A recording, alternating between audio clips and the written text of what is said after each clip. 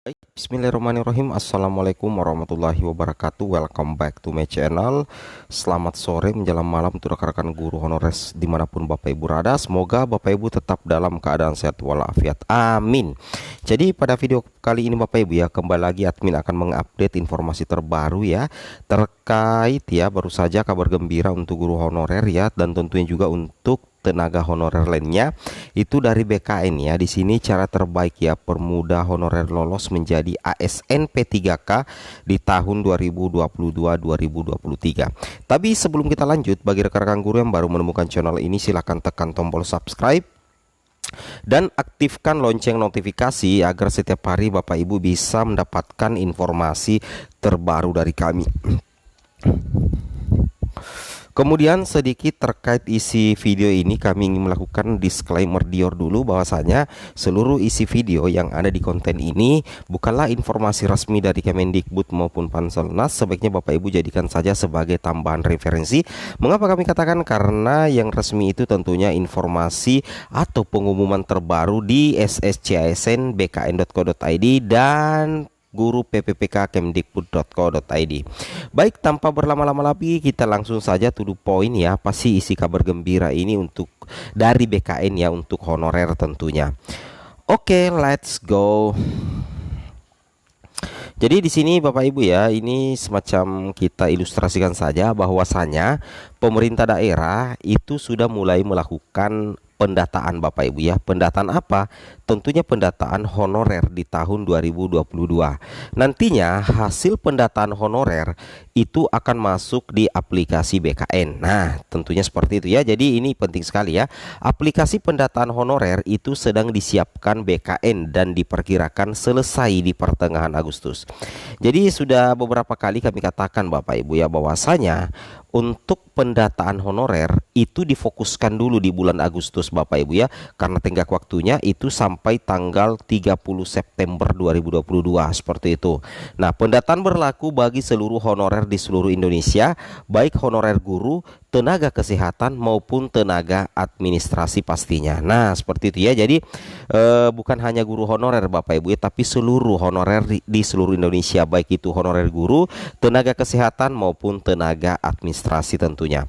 Nah, ini dengan adanya pendataan ini itu tentunya menjadi kabar gembira Bapak Ibu ya. Terkait dengan hal itu dijelaskan oleh Bapak Suharmen bahwasanya pentingnya pendataan honorer karena dari situ akan diambil kebijakan apa yang tepat dalam penyelesaian tenaga non ASN atau honorer. Nah, itu intinya ya.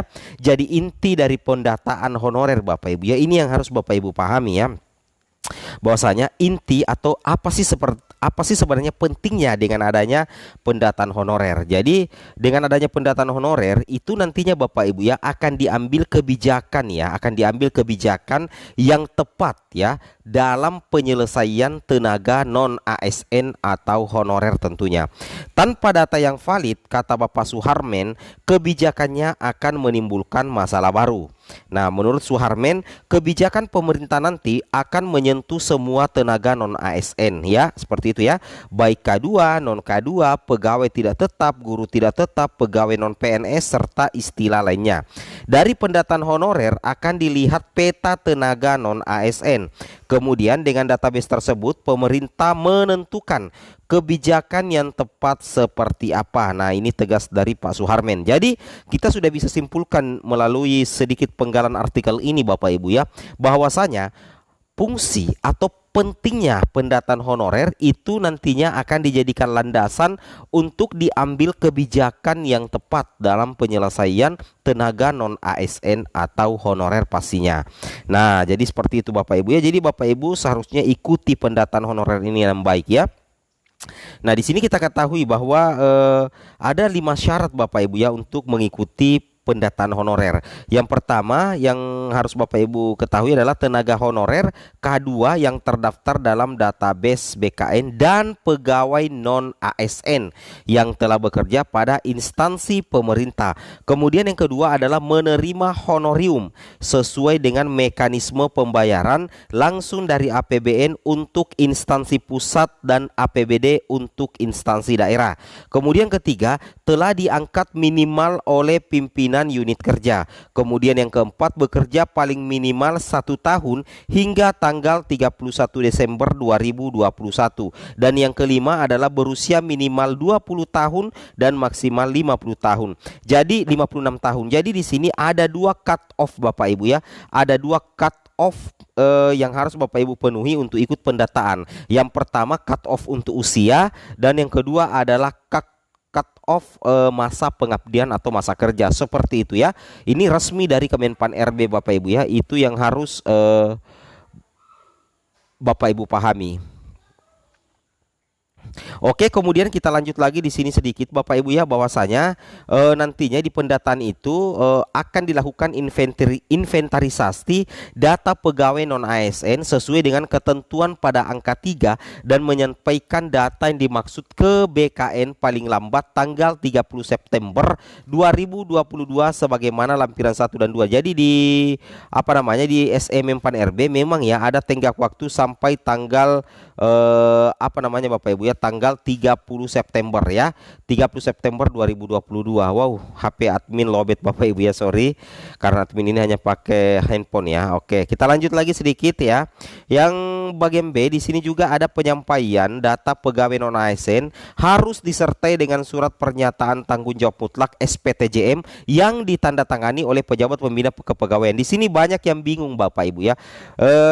Di salah satu daerah ya, banyak yang bingung tentang siapa sebenarnya yang menandatangani SPTJM itu sendiri. Nah, kalau kita berdasarkan di SMM Pan RB seharusnya yang menandatangani SPTJM itu adalah pejabat pembina kepegawaian. Nah, siapa pejabat pembina kepegawaian? Berarti PPK ya. Bisa jadi yang mendatangi SPTJM itu menurut admin pribadi itu bisa kepala dinas ya, kepala dinas pendidikan untuk guru, dan kemungkinan juga adalah kepala BKPSDM atau yang menaungi terkait dengan pembina kepegawaian ya.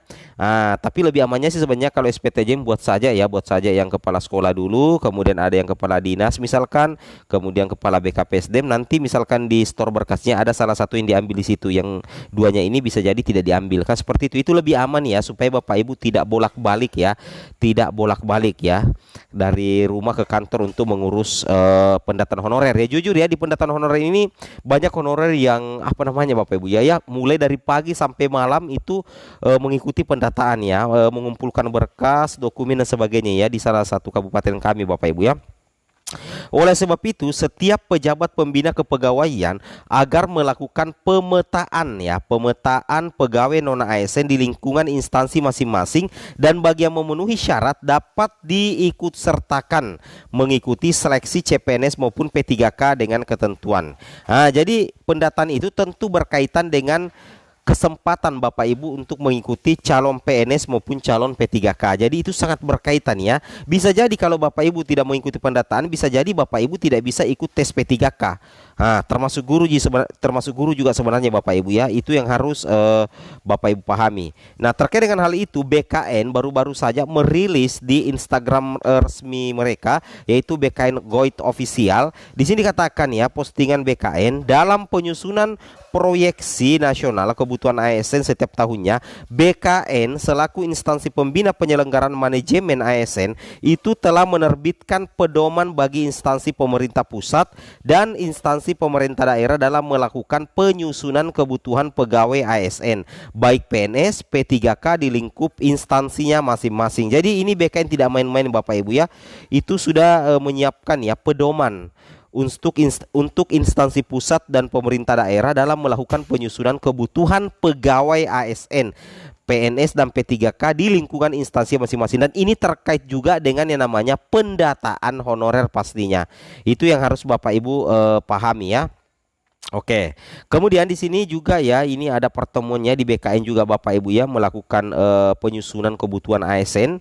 Itu melakukan diseminasi ya, sekaligus pelatihan teknis bagi pengelola kepegawaian atau unit pengelola SDM di seluruh instansi melalui bimbingan teknis dan sosialisasi peraturan BKN Bapak Ibu ya. Oke, kemudian lanjut lagi. Nah, ini tata cara penyampaiannya ya untuk usul kebutuhan aparatur sipil negara Bapak Ibu ya. Kemudian ini tata cara penyampaian Oke, ini dari BK-nya. Ini contoh lampiran ya, format isian yang seharusnya diisi oleh rekan-rekan honorer ya, termasuk guru honorer, dan mungkin jadi ada perbedaan juga untuk daerah-daerah lain, tapi mudah-mudahan sama ya. Ini contohnya. Ini yang banyak diisi oleh rekan-rekan guru. Oke, mungkin cukup sampai di sini informasinya. Assalamualaikum warahmatullahi wabarakatuh.